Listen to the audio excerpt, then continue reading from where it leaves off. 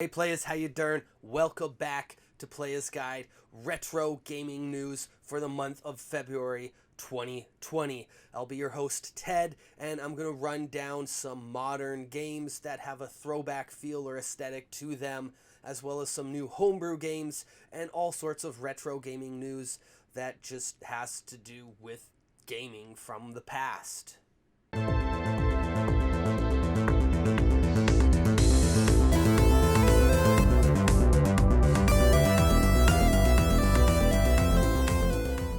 So to start things off, let's talk about some of the games that were released during the month of February or that were announced and will be releasing soon that you can be excited for or go play now on current platforms. Azura Gunvolt was announced for the PS4, and this game will be released on April 23rd. This is one to look forward to if you like action platformers, and this one has all of the throwback style that you're looking for.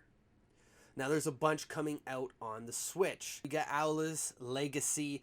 This game is coming this spring. It's just been announced for the Nintendo Switch. Now this is a little bit reminiscent of Shovel Knight. It looks similar. It plays a little bit different though, and this is an action platformer. There are more action platformers coming to the Nintendo Switch, including Goblin Sword, which is another action platformer. Looks to have like medieval theme to it, and you can do some side jumping from wall to wall. A lot of different interesting platforming mechanics come into play here. Now, Kune, I think of saying this one right. There's so many of these games have kind of strange names to them. Is another action platformer coming, well, is already out on the Switch now. I think it came out on February 6th.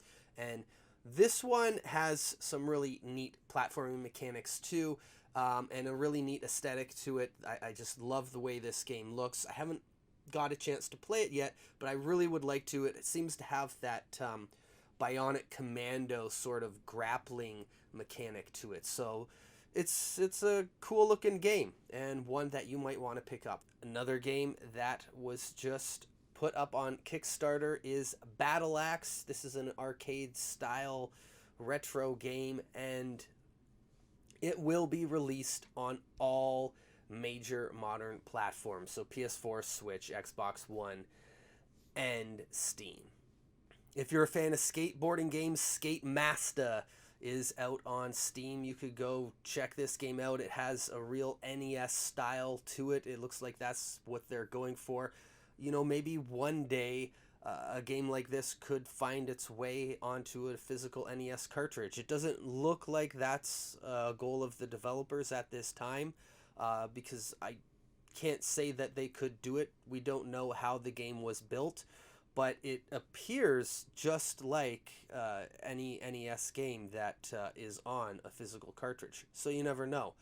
So speaking of physical games on NES cartridges, there is a whole whack of homebrews now up on Kickstarter for you to check out. So what do we have for the month of February? Ployed, which is now up on Kickstarter. This looks like a fun action platforming game. Somewhat colorful, I would have to say, and it interests me. So there you have another action platformer. If action platformers aren't your thing, the Goofy Foot compilation of chiptunes, I believe there's 15 different synthwave chiptune songs on this, is also up on Kickstarter now, so you can check that out if chiptunes are your thing, or you enjoy synthwave or just that retro sound. You could go support that. First Press Games released Tobo Tobo Girl Deluxe, which is available for your Game Boy and Game Boy Advanced. So that's really cool that there's some new homebrew games coming out for handhelds. You don't see too many of these, and this looks like a pretty good one. Flea is a hardcore platformer for the Nintendo Entertainment System that was recently announced but not yet up on Kickstarter. It will be soon, according to the Kickstarter page, so keep an eye on that one if you're looking for something maybe a little bit more challenging and platformers are your thing.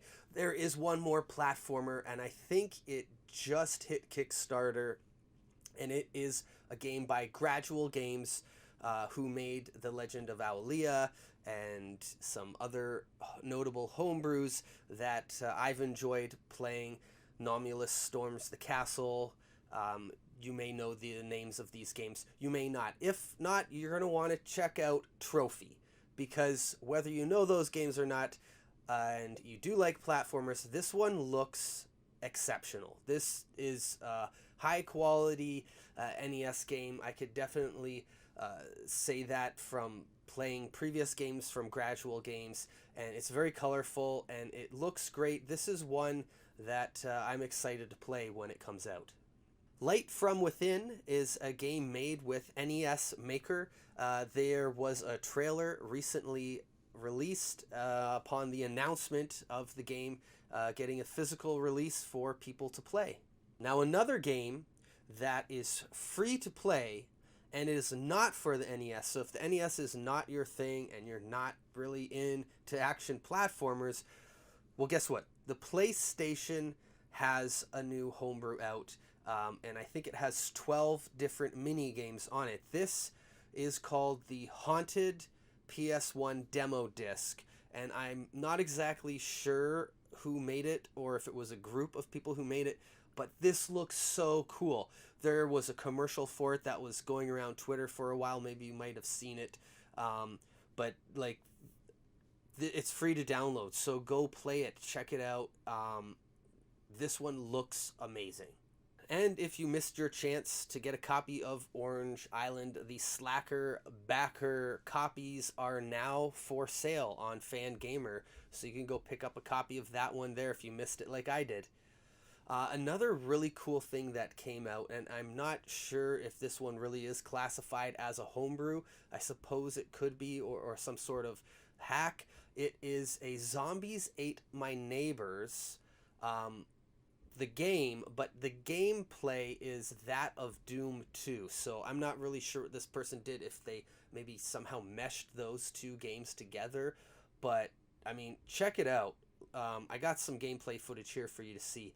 This looks really neat. I like it.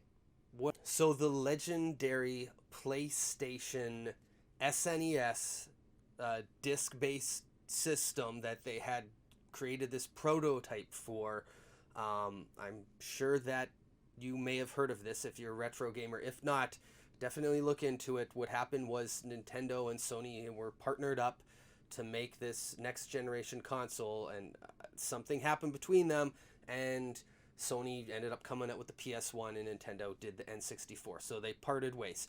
So this is up, or was up by the time you're watching this video, on Heritage Auctions, and the current bid was $300,000. I imagine it will go higher than that, but I'll give you an update in next month's Retro Gaming News, because I want to see where it ends. I actually think it ends today while I'm recording this, probably. Something else interesting for retro gamers that you might be interested in is a Crash Bandicoot mobile game, which would be similar to the original Crash Bandicoot series, where you're running towards the screen, but I think in this you're running away from the screen and just jumping and running and avoiding. It looks to be one of those endless runners like Subway Surfers. So if you're looking for something fun to play on your phone and you're a retro gamer, go check that one out. Not for Resale is a new documentary on video game reselling and collecting, and physical stores that sell video games, mainly older generation games. So it's something that I can relate to and I'd like to go see. I believe it is on Prime Video. However, I don't think it is in Canada, so I don't know how I'm going to watch it. Maybe there's a way to get a hold of a physical copy. The final news article for February 2020 is a sad one. The creator of the Konami code has passed away at age 61. Rest in peace, Hashimoto. And that is your retro gaming news for February 2020. If you're a retro gamer who wants to get all the latest news on retro games, then subscribe to the channel. It's free, so you got nothing to lose.